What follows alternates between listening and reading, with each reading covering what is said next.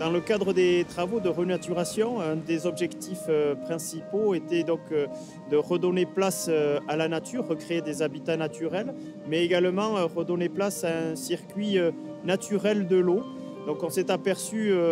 avant de commencer les travaux que toutes les eaux pluviales étaient captées dans des buses souterraines ou dans des caniveaux. Et l'objectif des travaux était de supprimer la plus grande totalité de ces ouvrages pour laisser un circuit naturel de l'eau tout au long du site. Concrètement, les travaux ont consisté à supprimer, notamment ici au bord de la plage, en partie basse, une grande buse souterraine qui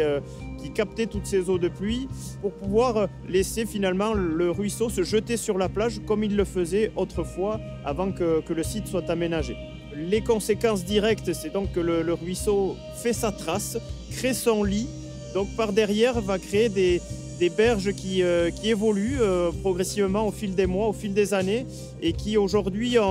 nous donne cet aspect un petit peu de glissement de terrain, un aspect un petit peu dégradé, mais qui n'est ni plus ni moins qu'un aspect un petit peu évolutif et naturel de la création de ces berges. On est sur une roche qui est en décomposition, on est sur un milieu d'altérite, c'est-à-dire que la roche est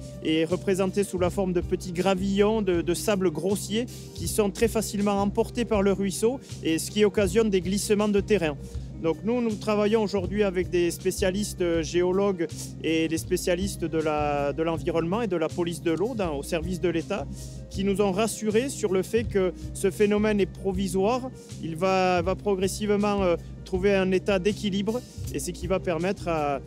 au site de trouver son aspect un petit peu final d'ici quelques semaines, d'ici quelques mois. Mais aménagé pour que le public puisse quand même venir en profiter en toute sécurité.